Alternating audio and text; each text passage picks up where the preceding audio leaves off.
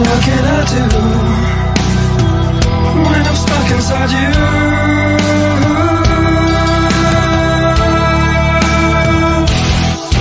This set of ice and fire, what blood red death, lost in desire, smell of life. What's up? What's up? What's up? Live and direct from the podcast studio in the basement. Ryan Inman, Rick Paulton, on a Thursday the 13th. And in honor of Thursday the 13th, we are going to review the very first Friday the 13th, 1980s Friday the 13th. And coming at you today because tomorrow I won't be here, but we'll probably get into that a little bit more. So, we got like one person here. Oh, well, hopefully more people show up. I know it's a different time, but it's a different day. Different time. Everything's all fucked up. People are creatures of habit. People just got off work, like right now. Oh, yeah, that's typically. Right. Most people. So, guys can check this out later on the archives if you're not here live. JP is live. Why not? Why not what?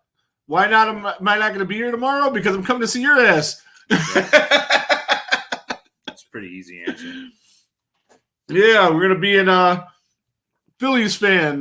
Yo, what's up, brother? Sean. What's up, Sean? We're gonna be at Mansfield at the Incarceration Fest, checking out A Killer's Confession, Pantera, a couple other bands.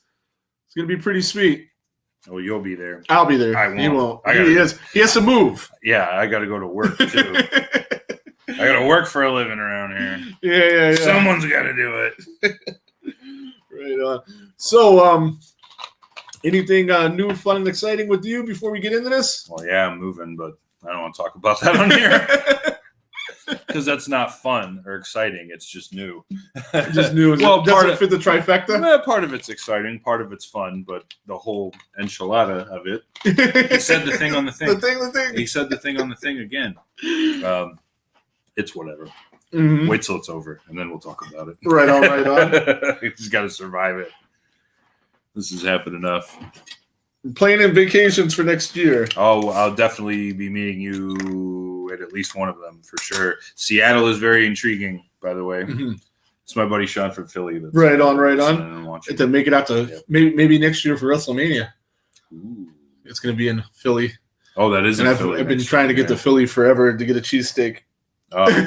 The tourist cheesesteaks. I mean, I'll eat one of the other ones too, but I really want to do the whole Geno's and Pat's deal. Yeah. And then I'll eat one of the ones that he'll tell me to eat and go from there. He just posted one in one of the group chats I'm in with Steve's Princess Steaks. Right. That's one of the ones. And then for me, the best one I had was Tony Luke's. I've heard of Tony Luke's. Yeah. I've heard a lot about that. Yeah, that's my favorite one I've had is Tony Luke's. Right on. So, okay, so we're going to SummerSlam now. Oh yeah, we are. I'm going to that going too. To SummerSlam. Yeah, it's like 2 weeks or some shit. That's August 5th. August 5th, about 2 weeks, isn't it? It's 3 weeks. 3 weeks. 3 weeks from now. Saturday. I have no idea who's going to be working, but it should be a blast. Yeah, that is the first Saturday of August. Yeah, in Detroit. So Michigan. It's just a little 2-hour drive for us. No big deal. Right on. He said, "Yep, Steve's." Yep, Steve's Princess Steaks. That's right. He got one. He's up just north of the city. He got one of those spots, like right in his town. Lucky him. Okay, so again, the reason we're here, we're going to review the Friday the 13th, 1980, and this one is easily one of my favorites. It's one of everybody's favorites, mostly. I mean, it's just, in my opinion, it's one of it's the best. I think it's the best movie out of the The 12. It's not Wow. necessarily my favorite. I think it's the best film. My opinion. I think it's like you said before that Criterion doesn't fuck with these movies. No. I think if any of them, if they ever would, it would be this one. Well, that's actually a pretty good fucking argument. I can't just because it is the first. I'm not saying it will, No, but if they did, this is the one. It's not gonna happen. But like if someone like infiltrated them and put a gun to their head and said you had to restore had to one pick of one. these, it's gonna be this one. It's not my favorite. Oh yeah, This franchise. it's not my favorite either. I just think it's And- the best movie. I don't think it's the best film either. Okay. Not going to give away too much because I always do my grades at the end. But I don't even think this is the best horror movie that came out in 1980. The Shining. Yes. Yes. Well, the fact that you blurted it out immediately proves my point. Well, So- there was two other ones that came there out were that there were year. a couple others. There's a that couple good ones. they give It them was a good run. year for it's a good year for horror movies. Shit. It was. And 1980. It was also the year I was born. Oh, So, right on. yeah. Year after I was born. Yeah. I was born in the year that some people tell me that this movie takes place, which is fucking impossible. No, June the 13th. movie was not It was 1979. 80. It was 1980. We went to Blairstown. They had a big ass banner. Mhm. It said Crystal Lake, 1980. There was no Friday the 13th in 1979. June in 13th and 79 was a Wednesday. And Yeah. then the leap year was 80, and then it was Yeah, made it a Friday, So yeah. it jumped 2 days. Yeah, see, the Death Curse Society guys gave Ricky that banner over there. You Yeah. can't see it. Yeah, no, But yeah. it says Crystal Lake 1979, and it bothers the shit out of me. I That kind of bothers like it, though, because I am born in 79. right. But yeah, no, wrong year. But it is incorrect. Yeah, it's definitely 1980. You know, Jason in space is always my nice. We're big Jason in space guys too. We had Critters in space, so Jason had to go as well. Yeah, I can't wait till we do that one. We're two of the few people, now three with JP. We already have to have you on for that one, JP. That like Jason X. I think that's one we might need to have Emmenizer on because he hates it so much. Yeah. Just to like counterbalance the Our whole love thing. for it. Yeah. Yeah, Maybe. like- Well, we could have up to 10 people on this thing. oh so, wow! yeah. I wouldn't even. they'd be all little, look like the Brady Bunch thing. Oh yeah. Yeah. Who's gonna be? And see, I got like the little Friday the 13th poster. I'm figuring this technology stuff out since my kids can't help me. See, if we do a Brady Bunch deal, Mhm. we have to get Adrienne King because she's the only one that could play Alice in the middle. Nice. Speaking of Adrian, we were this close to getting her on for this, but she had something else going on tonight and couldn't make it. So, but she said that she's going to try at another later date and time. But we were this close. Yeah. And just for the shits, I sent Ari Lehman a message on his Facebook. If he sees it and he pops in, we'll throw him on. If he doesn't, then it'd be cool. But we talked to him. We met him a couple times. And he did say that he would be on in the future. And he gave us his email contact, which I didn't have on me that day right now. So I sent it through his messenger, which doesn't look like he reads. So if he notices it, he'll comes on. Cool. I'm game for that. Right on, JP. We both have met Ari, cool guy, all that. Yeah. Adrian, big fan of Rick. Not so much a big fan of me. I tried to put the video on, but I couldn't get it to go on. But That's as you okay. guys can see on the page, she Adrian, cut a promo on him. Adrian King, not the biggest Ryan Inman fan in the world. Yeah, Ryan, if you guys remember from the Final Girls episode, and if you don't, you can go on Spotify, check out the archives. He had her ranked number 6 in the Friday the 13th Final Girls. And I told her about it, she cut a promo on him. It was fantastic. Yeah, she got me. I can't say much else. So the movie came out in 1980. It did. And it was filmed in beautiful Blairstown, New Jersey, not New York. I made that mistake a couple pods ago. My Jersey friends are going to get mad if I do that again.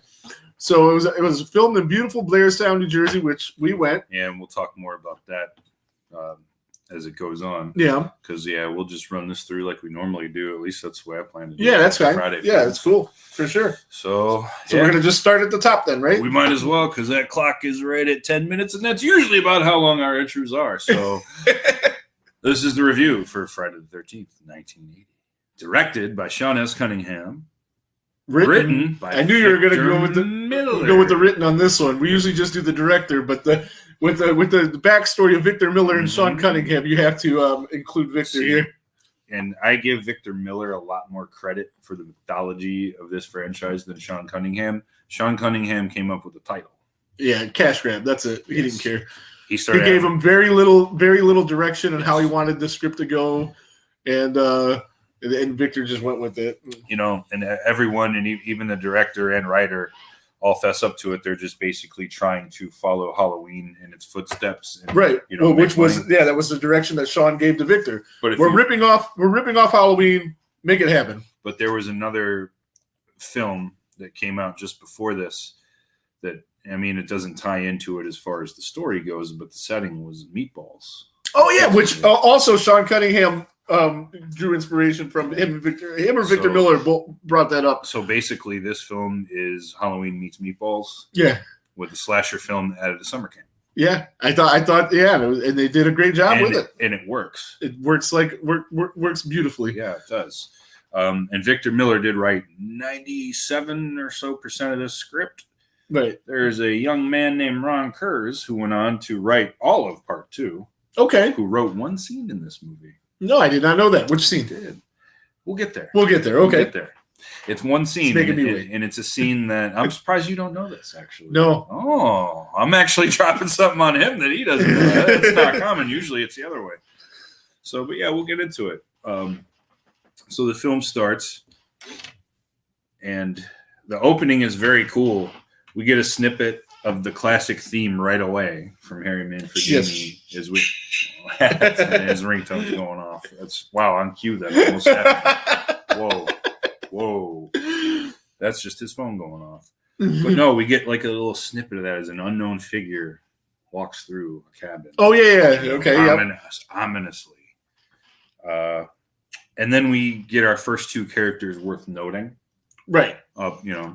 We see Barry played by Willie Adams and Claudette played by Deborah S. Hayes. Yeah, and Willie Adams, he did a lot of behind the scenes stuff in the movie. He was a production assistant. Mhm. And they were having trouble casting this role, and they're like, "He's a young, good-looking kid. Why don't you go do it?" Okay. And Deborah Hayes was at the Crystal Lake reunion, but I didn't get a chance to meet her because I forgot that she was literally in the next room of the cabin because I was distracted by Adrian King, and me and Adrian King spent like a good 15-20 minutes together, and I totally forgot. And then, like, the next day, I was like, oh, shit. I never went and say hi to Deborah. Yeah, and she just started doing these things. Yeah, this was like her third one. Yeah, I think it was number 3. Mm-hmm. She'll do more, though. Yeah. I think she's actually having a really good time doing this because she missed out on it for 40 years, Yeah, knowing where she was. And I believe That's Stacey true. Lee's her agent, tracked her down. And Of course, Stacey Lee. yeah, she represents all these Friday the 13th, especially the older guys Yeah. from the older movies. So the two of them are counselors at this camp, Crystal Lake, Mm-hmm. and they decide they're going to go off to a loft and get some fucking on. Some fucking is that where we're putting it? Okay.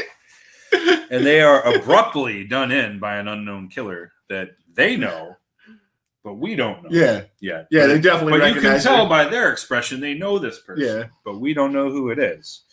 The music kicks back up right here, and it's fucking brilliant. This is just so good. It just The music, and we talked about this a couple times. The music in these films is almost a character unto itself. Mhm. And it's some of the best scores there is, and especially this original one. Now, and you wouldn't realize it on your first viewing of this movie, but the music only you'll hear the little clips, but music only plays when the killer is present. And yeah, Harry wanted to do that to Yeah. create the environment and the ambiance that we got for this movie. And that was all his idea. We got 5 people on. Nice. That was all his idea to have it very quiet. And feel free to jump in the comments at any time with your opinions on whatever we're talking about. We want this to be as interactive as possible. And this movie, we had to do the least amount of research because we've seen it a bazillion times. Sure. But yeah, that was all Harry's idea too, to have it very quiet in the scenes without the killer and very intense with yes, especially since this, for all intents and purposes, is a whodunit. We don't know who this is. yes. So they're done in, and it's just a little quick cutaway for Deborah's kill too, and they wanted to actually keep that like off screen and going down to so the other ones later would be more effective. More pronounced. Yes. So it lull you into a false sense of security. Oh, this isn't that bad. And then the other ones were a little bit more over the top. So the opening credits now kick in, and this is just an incredible piece of music right here again. Mhm. Just, oh my God, and it's not the iconic, cutaway like little pieces of music. It's just the theme at Yes. the beginning. A lot of people really don't know this part. It's not as known as like other bits in this, but it's just so good. Mhm. I can't gush over his stuff enough. Oh, I yeah. know that. Yeah, here he's awesome. And this is before even meeting the man. Yeah. Because it even got nothing to do with it. It's just hanging out with him is like hanging out with a dirty old grandpa, really. But it's fun. But just, oh man, his music has been just such an inspiration to so many like people scoring horror movies for Mhm. over 40 years now. So, and his work just doesn't make all these films so much better. It really does. So that ends, the opening credit scene, and boom, it's Friday, June 13th, Present day. 1980. It was 1980, but I think that it was filmed in 79. I think. What's up, Bobby? What's the Friday the 13th you speak about? But I think the film, like I said, it was filmed in 1979, and I think that Jared, nice. What's up, Red Crank? What's up, gentlemen? I listened to a few episodes on my drive back. Good stuff. Yeah, we're trying, man. I think we're getting better and better. We stole your idea when you had me on of the StreamYard thing, which makes life a lot easier. Kind of ripped off some stuff from you. What do you call it? What does it say? Imitation, The flattery. sincerest form of flattery. So it was filmed in 79, and I think they put present day because they didn't know when they were going to get it out, and it might have took place in 79. And then somebody, I just read the other day that they had realized that they went through the whole movie without even mentioning that it was Friday the 13th, until the end, and they threw that in as an afterthought when they were in the car, the police cop car. says it, yeah. Because Cunningham was like, I can't call this movie Friday the 13th and not have it take place on Friday the 13th. So that's why present day, because I think originally it was intended to be on 79, but since 79 didn't work with the calendar.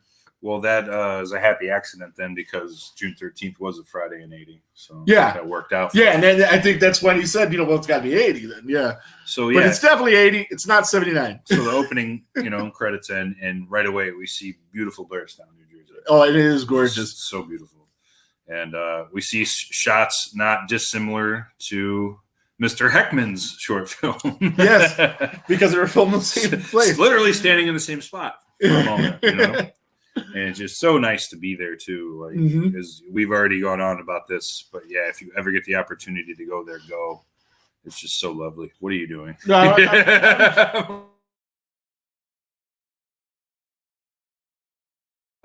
if Blairstown. yeah. But keep going. Oh, look at that. Yeah, this was from Blairstown. This is Ryan and Ricky. I didn't mean to pick that picture, but I'm not good at this stuff yet.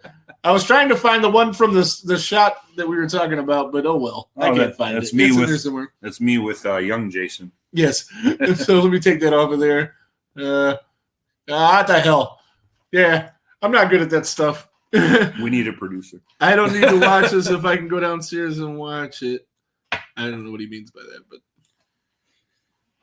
visiting Blair sounds like I call it Mecca. Mm-hmm. Yep, religious experience. Have to go back sometime. It's like Elvis fans that go to Graceland. Yeah, in September they're doing another overnight. I don't know if I'm gonna be able to afford it then, but I'm gonna. No, September's only 2 months from now. I'm not gonna be able to unless that was September 2024. Hopefully that's what it was. I'll have to look at my email. So, but yeah, right away we meet Annie, played by Robbie Morgan. And we get like her little story, and she kind of turns into like our guide to like the beginning of this film. And Robbie Morgan, Andy, she's set up here to make you think that she's going to be the final girl, I think. Yes, and she's kind of like, and I've said this before, she's like a light beer version of like Janet Leigh / Marion Crane from Psycho. Yes. Yeah, we brought that up in the last she's one. like a light beer version. It's not that much. We don't invest as much into her as we do into that character in that film. But it's sort of kind of like that in a way. And we've got September and October booked up, but we'll be back that way next year, I think. Right on. So she's actually married to Mark Wahlberg. I found out in my research. Not that Mark Wahlberg. No, not that Mark Wahlberg. No, not that Mark Wahlberg. She's married to the Mark Wahlberg that is the host of Temptation Island and other TV shows. I remember that show. I want to say that came out in the early 2000s. It's still on the air now. How the fuck would I know that? I only know because she brought it up on Lauren Marie Taylor's podcast. Oh, Robbie Morgan did? Robbie Morgan did. Where she also mentioned Dave Brown and signing his knife. That's Because Lauren Marie Taylor asked her the strangest thing you ever signed, and she brought up David Brown's knife. And I was like, hey, I know that guy. Yeah. Just about anybody watching this knows that guy. Yeah. Great guy, by the way. Yeah, for sure. So she goes into town, and we meet Enos, played by Rex Everhart, who is the truck driver that is going to give her a ride. But before they can jump into his truck, we meet Crazy Ralph. Yeah, Crazy played Ralph. by Walt Gorney, the great Walt Gorney. Mm-hmm. Walt Gorney, who is the only character in one of 5 characters in Friday the 13th that have been in more than one movie. Can you name him?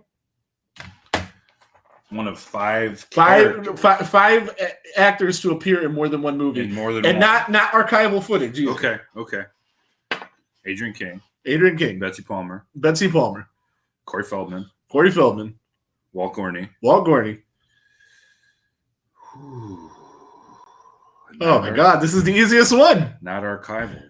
Oh, Kane Hodder. Kane Hodder. Yeah. And Got it. And Okay. Walt Gorney it appeared in 3 movies. He 3 did. movies. He did. 3, not Yeah. 3. 3. He appeared on screen in 2, but he's credited in 3. He Yeah, did the opening narration in part 7. Part 7. Yep. We know that. So the only person to be in more than one besides Kane Hodder. Yes. Or more than 2 besides more than Kane 2 Hodder. besides Kane Hodder. I digress. Okay.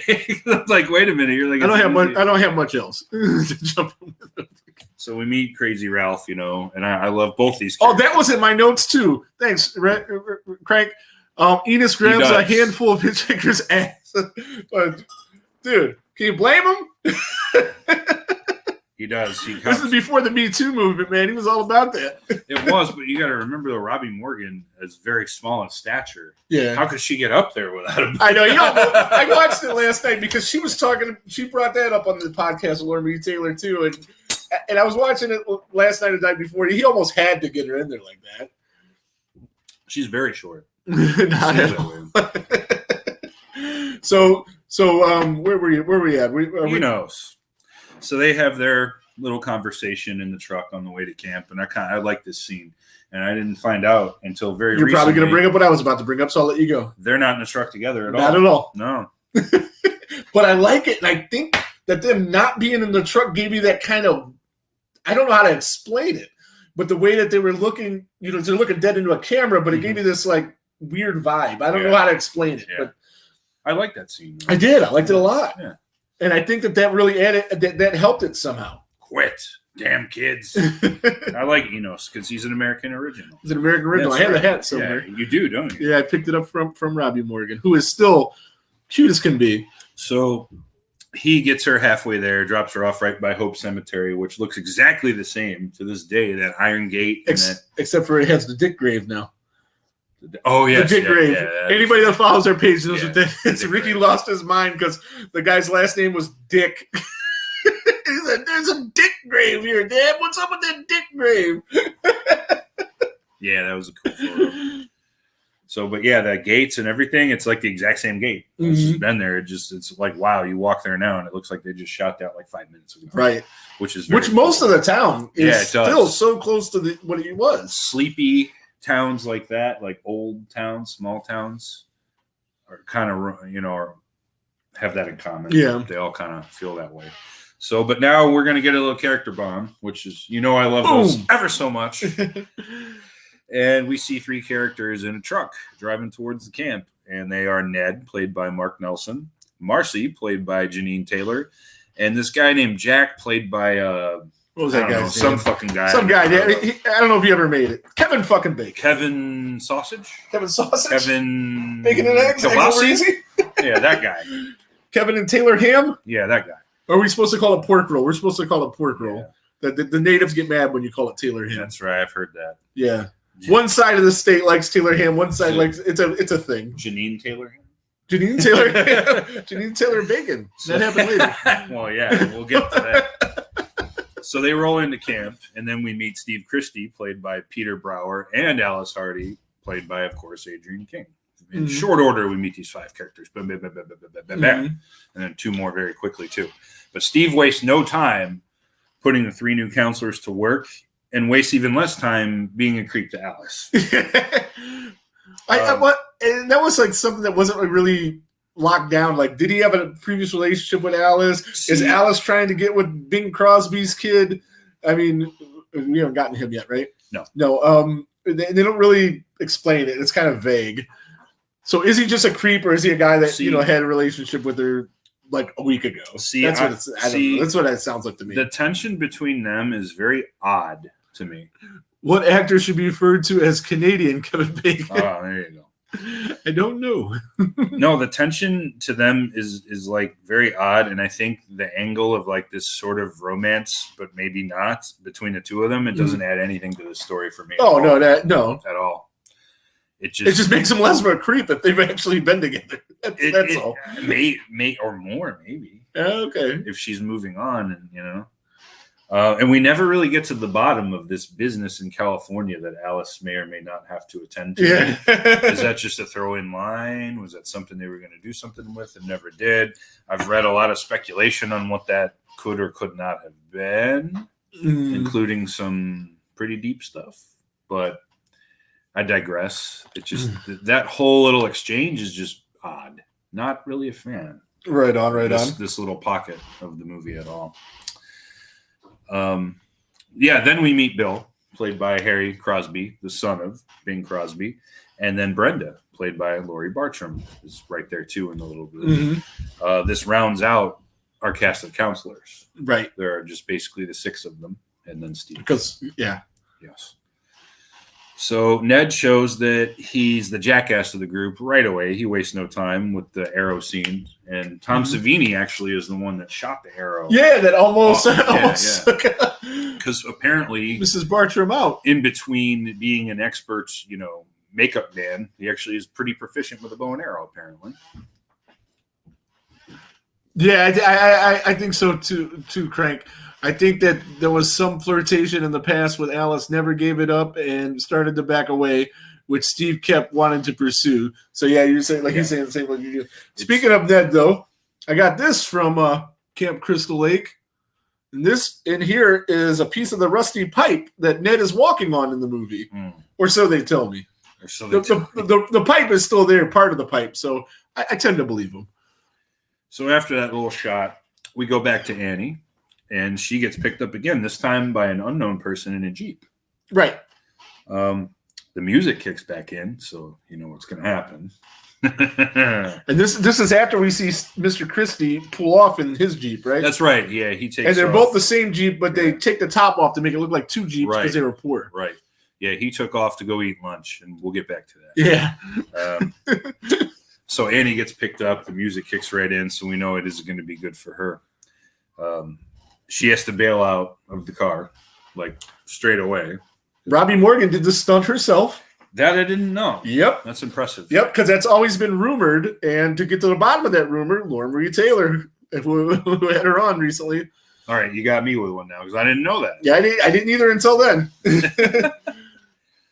So yeah, she has to bail out of the car, and then she's chased down and done in pretty quickly by the killer, who we still don't know who it is. It's another great piece of music right here too. Oh, yeah. Oh my god, this is so fucking good. It's just going to be a theme. I'm just going to every time the music kicks in, I'm just going to say how great it is. It's gonna 'cause geek so out. True.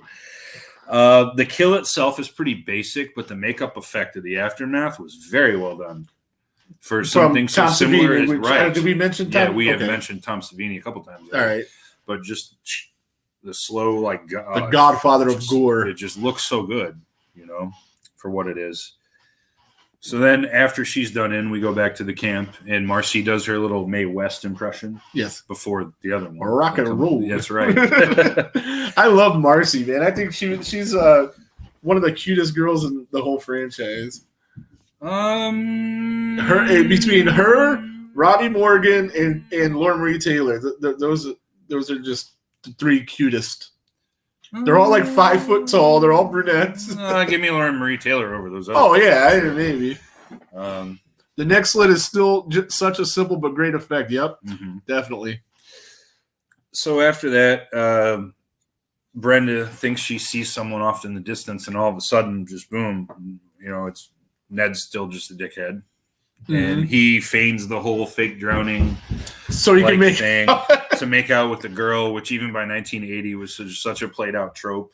And it's just like, okay, this character is a fucking asshole. I wonder if that's where Squints got it in line. Maybe, but I mean, it Worked for him too, and better for him. He ended up marrying Wendy Peppercorn in the movie. Yeah. Sidetrack. Last time we met Ari Lehman, we saw Squints. We did. He was I was there. thinking that too. He Yep. was there. They both were there. Yeah, that was just a few months ago. Mhm.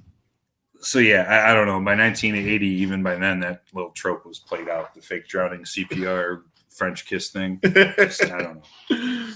Then, unfortunately, we get the scene with the snake. Oh, this Hate upset me. I hate it so much.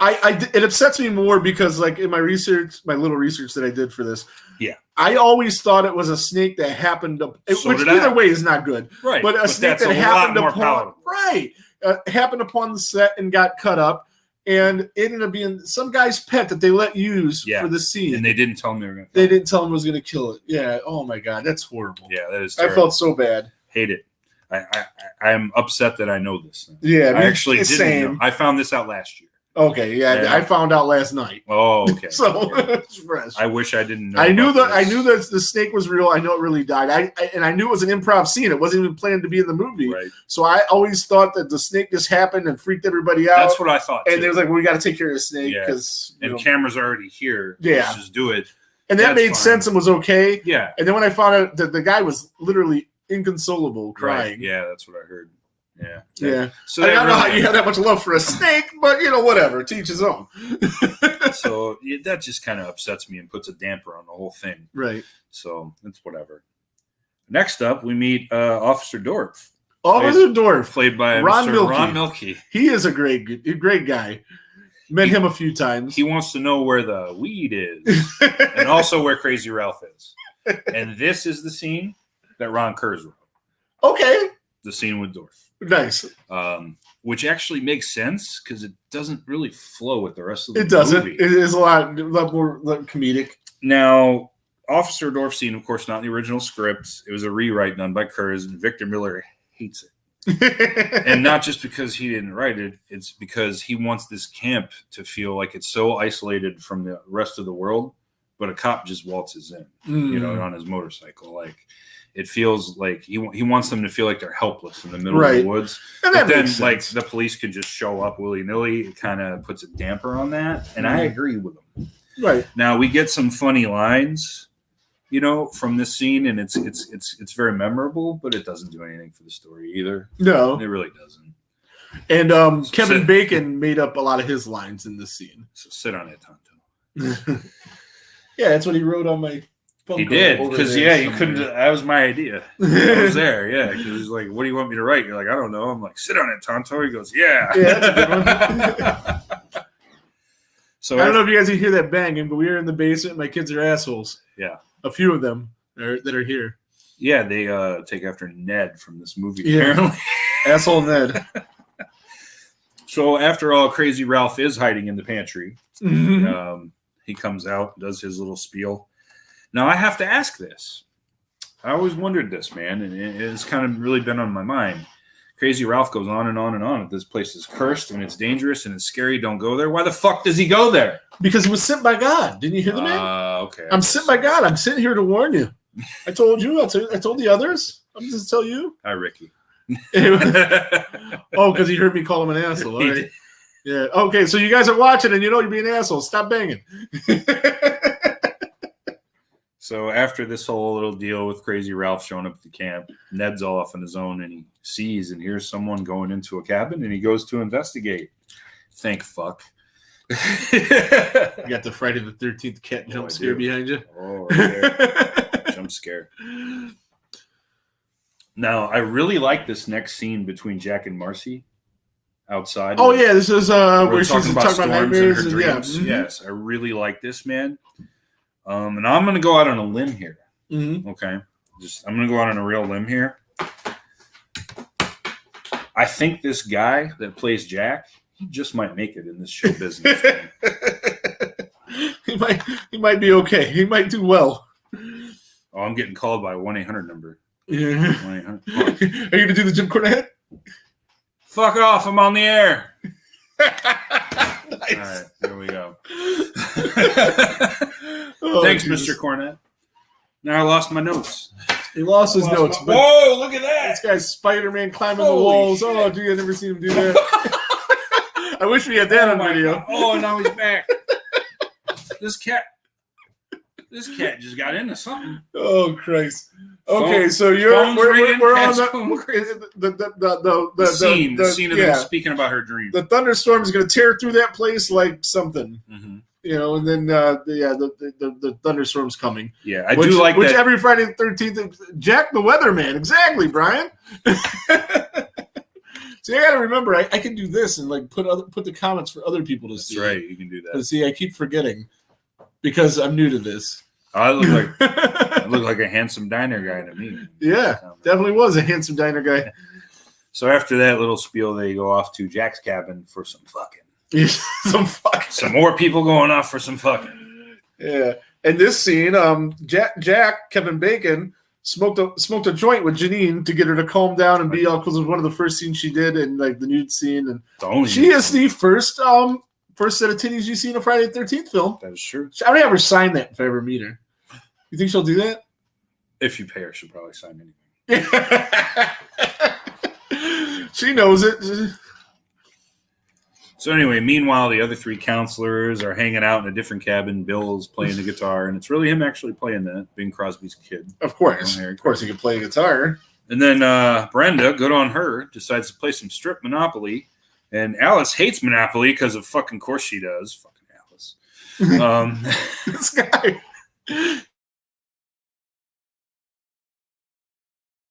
I hate it. I fucking love it. So of course Alice hates it. Well, But she likes the strip version. okay. Well, Jack and Marcy finish boning, and we see that Ned is on the top bunk already dead. They don't know it yet, but they boned with somebody over them and under them. Yeah, They don't because even at know it. that point, Yeah. the killer, So they're like which will refrain they're from the naming this Oreo place. filling, the cream filling in this fucking Oreo horror sandwich. So Marcy decides to take off to the shower house to wash up, and Jack is left alone. Ricky says his fish is drowning. He has to go. His kid says some weird stuff. He does.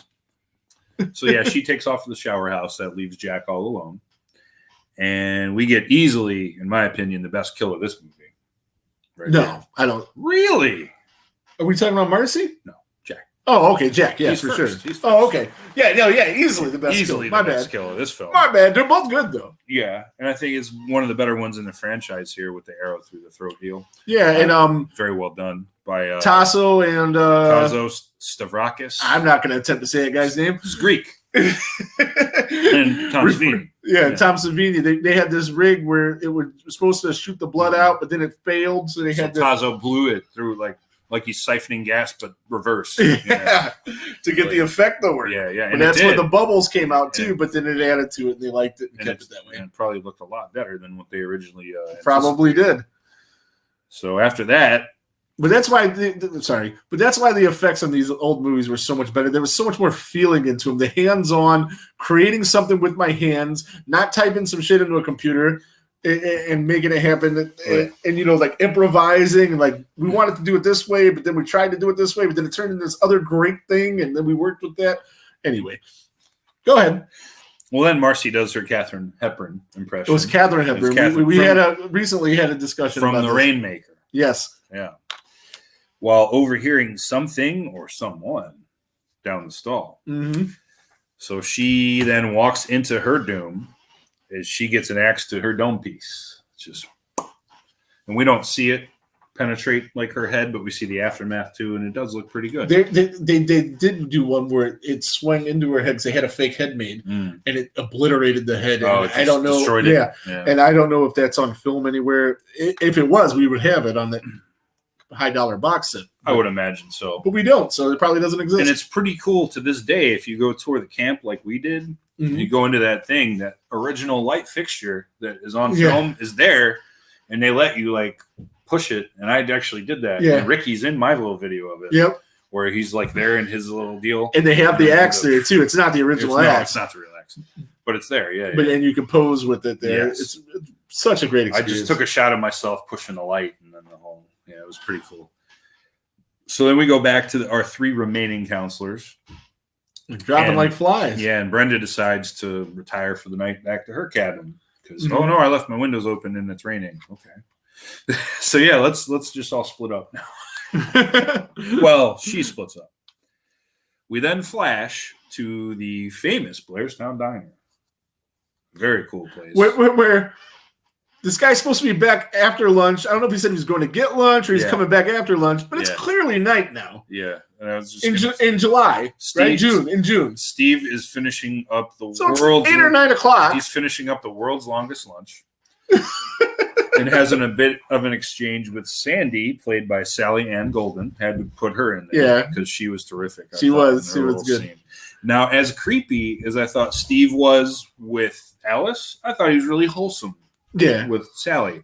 And you can tell he's a regular at this place. Oh, yeah, yeah. They have a I mean, this is and it Yeah. really is in real life, a very small town. The Mhm. population's what, like 800 or something? something like that. You know? But yeah, you can tell that they have a rapport together, that whole deal. She's happy to see him, and it just works. I thought this actress, and it's just a waitress in a random scene in a random movie that turned into something big, but I thought she was perfect. I really did. Mhm. And charming. So he takes off and heads back to camp. And now Brenda then heads to the shower house, and we get the. So we know Yes. she's not long for this world. No. But she's going to be tortured a little bit mentally first. Mhm. A little different. Now, before that happens, though, Steve, of course, gets car trouble on the way back because this is a horror movie. It's a horror movie in the Yeah. 80s. Yeah. I mean, He breaks down. nobody's fucking cars worked. He breaks down, and Sergeant Tierney, played by Ron Carroll, Mm-hmm. comes to his rescue. No relation to oh no, that would be Carol O'Connor. Not his last name was Carol. Forget that. Well, That's then probably, we cut I back to Brenda, and she's in her cabin, but then she starts hearing what sounds like a child in need of help. Mhm. Help me! This whole and she is a very helpful person. I mean, Mhm. she tried to save Ned earlier, and yeah, so she wants to go help this kid. That why would the kid even be there? and she's lured to the archery range, which is where the we one part of originally the see her. and that's the one part of the camp we didn't see. That's true. We've never been there, or So- the loft from the very beginning. No, those the are the loft. two. Those are the two buildings that we. Yeah. went to. So she's lured to the archery range, and all of a sudden she's lit up, like the lights, just boom, boom, boom, and then she's swiftly done in off camera. We don't see it, but we hear it. Yeah, And even Alice kind of hears a faint, like something or other. And now Alice and Bill are kind of worried, and they just decide to go look for everyone. hmm They find the axe stashed in Brenda's bed, which we saw in that. and they have it that same way. keep it there They too. stage Yeah, it like yeah. that. Yeah. Now, I feel like this series of scenes right here would have played so much better if Bill's character was developed at all, but it wasn't. No, he was the least developed of all the counselors, yeah, wasn't he? Yeah, he's just there, and it just this part of the movie for me drags on like crazy. It just drags. The end of this second act is brutal for me to get through. Mhm. And I like this movie a lot. I do, and we'll get to my top and Yeah. 5 and grades, but this part, do not like it. It just seems so slow. Mhm. Any argument? No, I don't. I mean, I don't think so. I mean, it is probably that description describes this part of the movie best, but Mhm. I don't think it was too slow. I do. It was slow, but Mhm. I don't think it was too slow. I do. Okay. That's okay. Steve is then dropped off by Tierney, so he can head to an emergency call. Yeah, he has an emergency call, so So he he has has to to like, drop all right, in. dude, sorry, but I can't help you. And he said he was like 18 minutes out of Something the call, like that. which lets you know that they're at least from that point at least 18 minutes from town, Sure. and our lake died. It did. We still look okay. With us, though, on camera, the darker the better. So Steve then gets back to camp, on his own, and he's done in by the killer right next to the iconic sign. The killer that he that he knows. that he 100% recognizes. definitely knows. Hey, what are you doing out here this late? Yeah. You know, Oh, whatever he hi. says. And it's Yeah. that's a very famous little clip that's been used Mhm. many times. Just the like the change in his face Yep. expression. He almost seems like comfortable with this person for a split Yeah. second, and then they just betray him. Yep. You know. Well, then after that, the killer then cuts the power to the whole fucking joint, Mhm. and Bill decides to go investigate. And now this part also goes on for what seems like forever and a day to me. It does. It just, Jesus, this drags. Okay. Yeah, just so bad. Now, Alice puts on some coffee because even she needs a little bit of caffeine while waiting for this fucking third act to start. Yeah. Nice. I don't mind this. Other people have bitched about this coffee scene. That doesn't bother me one bit. It's the little bit before that does. She's got to stay awake, man, to make it to the end of this movie. Well, she makes her coffee, and then she discovers Bill's corpse and flips the fuck out, and rightfully so. And now the third act is finally fucking here. It starts out with Alice barricading herself, in the cabin. Poorly. By any means necessary, but She's in a trying. She was rush. trying. Yes. But Um, she wasn't very experienced in something like that. Now here's something where you might feel a little better though. I'm actually going to give Adrienne King some shine right here. I am. During this section of the film, I find her acting to be quite good. She is legitimately terrified, and it's believable. And Oh, it yeah. shows. While she's like kind of freaking out doing this barricade thing, like just hysterical almost. I think it's the best bit of acting that she does in this movie Mhm. here, and it's quite good. So I have to give her a little shine because not going to make my top 5 on this list or the other one. So as soon as she calms down, Brenda's thrown through the window. Brenda, who at that point was Tom Savini, Through the window. through the window. Yeah, okay. Mhm. And her corpse is thrown through the window, and the music kicks right back in. And now at this point, the music's louder than it has been. It's just, Oh yeah, because it's more intense. Yes. He's raping up. it's crescendoing Yes. here. And she's freaking out. She doesn't know what to do. And then all of a sudden, the lights of a familiar Jeep roll into camp. Mhm. And she busts out, and heads out. And she's expecting to see Steve. I think so. Yeah, Because she says so much, Steve, doesn't she? yeah, Yeah. because he drives a Jeep. Yeah. Very similar, actually. it's the exact same one. But to They switch the her, license very plates. similar, right? But instead of Steve, we meet a woman named Pamela Voorhees, played by Betsy Palmer. Who needed a car? Hmm. She did need a car, and that's why we see her on screen. Who was adamant that every time you see her before this, it was some Greek man that played me because those are not my hands, those Yeah. are my feet, those are my jeans. Now, just for me, anyway, just when this film was starting to get sideways just a little bit with this dragging and just getting Mhm. slow, it gets completely rescued by her presence. To me. Oh, absolutely, absolutely. Nobody. There was a couple other people, and I'm not even going to go into their names because I can't remember. They're on my notes, and they're not important. But if they would have gotten anybody else, this is it's not perfect. saying- This no, was perfect. She is terrific. She's terrific. Now, did you see this movie before you seen any of the other movies, or no? It's hard to really remember. 'cause See, I for was so me, young. I had seen Hockey Mask Jason before First, 2 and before 1. okay. So, like, I was really shocked at this Hmm. point because I'm like, holy shit. I don't remember if I saw this first or not. 'cause I was kind of such wish a I young- would have. I was such a young kid that I Yeah. didn't know. No, I was probably 4 or 5 years old. Well, Hockey Mask Jason came out in 83, right? Uh-huh. So I couldn't. The most I could be is 4. Yeah, I'm not sure. I was so young when Mhm. that happened. But, when she gets to that, he wasn't a very good swimmer line. Yeah. With that sinister smile We can and go kind of now. like patting Right? Alice on her head, almost motherly. The next line I think It's- is we can go now, right? Yeah, it's just it's the chef's kiss though. Yes. Just patting her on the head like that. It's just it's so fucking creepy, but it's so good, Now the chase / fight is on because Alice figures out real quick that Where they this both is- did their own stunts for Yeah. the most part. yeah, this is the lady that just killed all my friends. Yes. Oh fuck. And now Alice discovers more of her dead friends during this chase. Yeah. And the Steve iconic hanging Steve upside falling down down and- with the yellow rain slicker on still.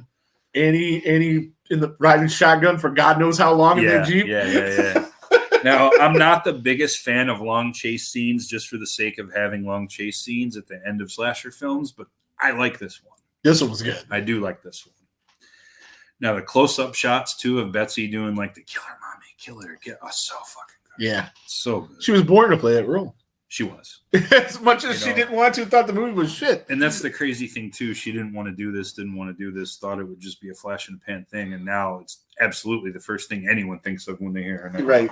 Even And she people that- embraced it later Yeah, on. yeah. So, Oh, you know, for that's sure. good. Oh, for sure. She became a champion.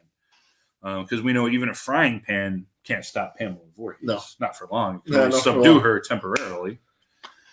So, yeah. We then get the epic fight on the shore Mhm. to just about wrap this thing up. The music is just so fucking iconic right here, too. Just these cues are just, they've been reused in other things. Yeah. This specific piece of music Yeah. right here on the Mhm. shore. The video game, too, they use it in very prominent spots. Just so well done. Alice gets a chance to break free momentarily and sees the machete, Mhm. picks it up, and then we all know what happens. It's the most important beheading in horror movie history. Yeah. Just, and then of course we see Tasso's Hands. And hairy knuckled Greek and guy. high definition has fucked this up a little bit. She's been gone for 8 years now. Yes. Yeah, it's been a while. So high definition has kind of ruined this a little bit because you see the toothpicks that were holding the fake head on in the you didn't see that in the old VHS copies, but No. now these 4K. Oh, now you can see it plain as day. yeah, Even before 4K, just like Blu-ray. yeah. If you really look close, you can see all the little flaws. Man, they're banging around. It is what it is. I'll go kick their ass after this. So she lops her head off. Now the killer is dead. Everything is safe. Alice takes a canoe out to the middle of the lake and passes out in exhaustion. It's morning. The police show up to help her, and everything is finally over. And they have the nicest, softest Mhm. piece of music in the whole movie. Or is it over? Is it over? Is it? Is it? Well, we get, for my money, the second greatest jump scare in the history of all horror movies right here. And quite possibly the most iconic scene in the history of horror movies. Yeah. And I had the little video of it that my kid was supposed to turn into video that I could put on here, and I was supposed to be able to hit a button and play it, but he sucks, and I don't know how to do it. It's the first Jason, played by none other than friend of the show, Friend of Ari the show. Lehman. First Jason. Right there. He's rocking it right now. I have the same shirt. Didn't Yeah. wear it today, though. Oh, We get odd. Ari Lehman. And, this final jump scare Please. is definitely an homage to Carrie, with, Sue Snell getting grabbed up. Which was from Brian De Palma, right? Yeah. And Brian De Palma said loved he it. He loved it. He saw it coming, but he loved it anyway. He said he loved it. And then, Alice wakes up in the hospital, and we realize the jump scare was just a dream. But again, who was it? Or was it? And that's the And end. he's still out there. Yeah. Then he's still there. And that's the end of the movie. That's the end of the movie. Yeah. Friday the 13th. Friday the 13th, 1980. If anybody that wants to drop, we're going to do the grades and Ryan's 5 things he likes and 5 things he didn't like. So you want to drop your grade in the comments, that'd be awesome. You can do that. Yeah. I'm pretty sure 89. I'm going to go with everybody gives it a good grade. Oh, how can you not? I'm going to say a lot of A's if they actually take the time to comment. Mm-hmm. So- I mean, you can go. I mean, it's hard. Well, let me finish my thing. Yeah. I'm like getting tongue. 5 things are you doing like or didn't like first? Top 5 always first. The good things. Okay, Always go first.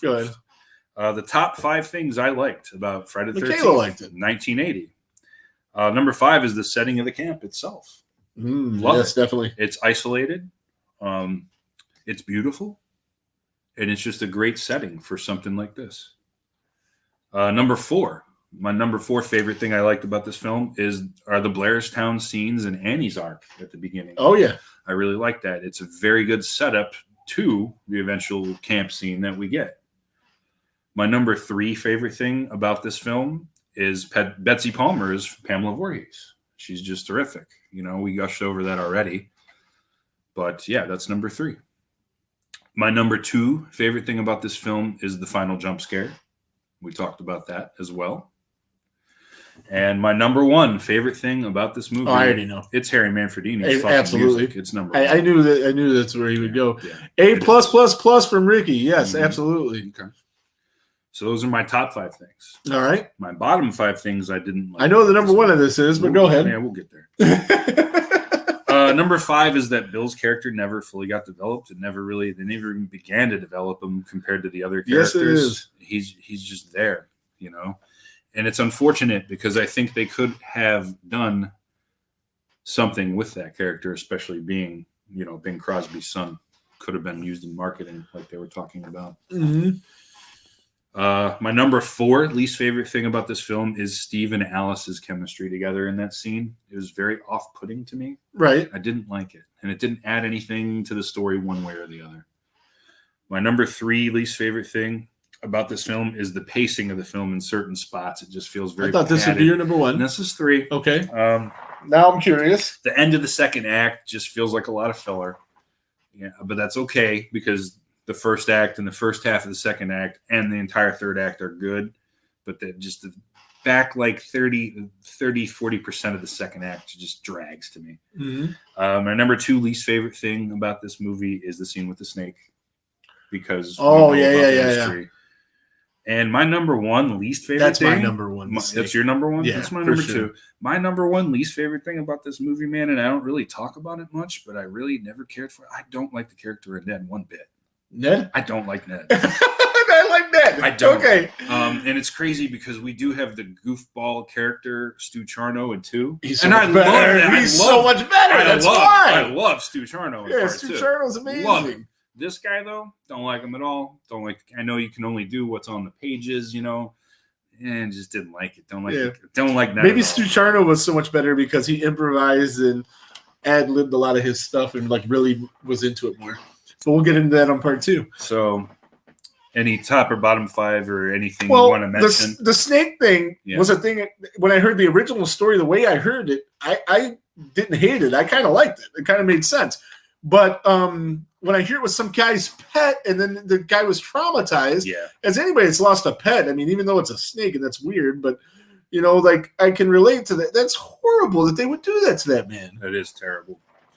Nowadays, you might get prosecuted, go to jail for something like Oh, that. of course you would. I mean, the PETA Like wouldn't even let that in the- Goddard's law in Ohio. Yeah, oh You- God, oh, yeah. yeah, yeah. Mhm. We have Dick Goddard's law in Ohio. People not from Ohio are like, who the fuck is that? But don't worry about it. But it's just a thing. It protects animals, Mhm. pretty much. Yeah, So- definitely. So yeah, that really put a bad taste in my mouth. And you know how much of an animal guy I am. Right? too. Yeah, same. And that just goes to show you how much I dislike Ned to put him above that. Yeah, because I had forgotten So, about that. That's why I yeah. thought that would be your number one. Okay. So, you give your grade first. Oh, it's an A. It's an A. It's in my opinion, it's easily the best film. Again, it's not sometimes it is my favorite. My favorites are 1, 2, and 5, and not always in that order. But I think that this is it's an A all day. Mhm. I don't know if it's an A plus like Ricky says, but it is fantastic. That's like the shout out to Christmas Story. Ralphie's theme. Hey, plus. This is Shields. Not an A for me, Not an A. Okay. but this will be the highest grade I've given a Friday the 13th film so far. Ooh. Anxious for the Yes. part 4 review. Well, it's That's coming. an- It's coming. We got to finish. That one's gonna get a goddamn A from this guy. I almost bet. We'll see. We have to finish the odd numbers though. Yeah, because we're weird like that. So we done them. We done them in Once this order. once it got to 3 odd numbers, we're like, Mhm. we got to do finish all the of them. odds. So we did part 7 first. That Yep. was a C- for me. We did part 5 next. Yeah. That was a B from me. Because of Carol's passing, we pushed that up. We did part 11, aka Freddy versus Jason next. That was a D- for me. Right. Friday the 13th, the original, 1980, B+. B plus, almost an A. Yeah. So Ted White, man, epic. Yeah, no doubt. Hmm. No doubt. Well, we did our favorite Jasons, and that was my number 1. yeah, he was up there for me. I'm a big I think Steve you had him Dash at, guy. I think you had Ted at number 2. And him at, yeah, because I flip flop with him and Mhm. Brooker, so I think I did have him at number 2. No lower than 3. You No, might no, have had double- Brooker. yeah. Yeah, we definitely made your top 3. So that was our review of Friday the 13th.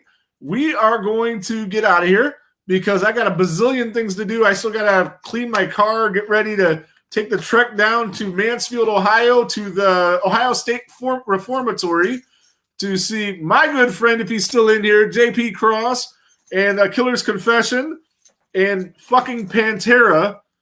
And no, I don't care that it's two other guys. I'm still going to fucking go and rock out and love life. And the place where the concert is, for those of you that aren't from Ohio, is the filming location for Shawshank Redemption. that's right. And allegedly a haunted prison, and they're going to be doing tattoos and shit, and there's going to be 100,000 motherfuckers, and I don't like people, but it should be a great time. So I will see if Shane and Candace are watching this. I will see you guys shortly to pick you up. You're probably still at work, actually. And we will get heading to Mansfield. But next week, on Friday, back at our regularly scheduled time, we are doing Christmas in July, and maybe he'll bump into Kevin out there. Maybe. I don't know who Kevin is, but maybe. We are going to be doing Christmas in July next Friday on a regularly scheduled time of, what do we usually do this? About 8 o'clock? 8 o'clock. 8 o'clock, yeah, because I get off at 7. Mhm. We are going to review Adam Marcus's movie, Secret Santa. And if you guys haven't seen that, you can find it on Amazon for like $4, a couple other places. I don't think it's streaming anywhere for free. It's kind of hard to find in stores on DVD. Okay. So, yeah, it's kind of hard to find on DVD. You can go to his website and order it, and he'll send you an autographed copy. I think it's a great movie. I hope Ryan likes it. And I haven't seen it yet. he hasn't seen it yet. And it was he made the movie with his students where he teaches film with, and I think they did a fantastic job. Awesome practical effects, and we'll go over that. And I'm going to invite Adam on, and if he has time, he could pop in for a little bit. I don't know if he's going to or not. I sent him a thing about it. I'm going to send him another thing and bug him. And so hopefully we can get that together. But that'll be next Friday at 8. But for now, we are going to get out of here. And anything else? There goes the neighborhood.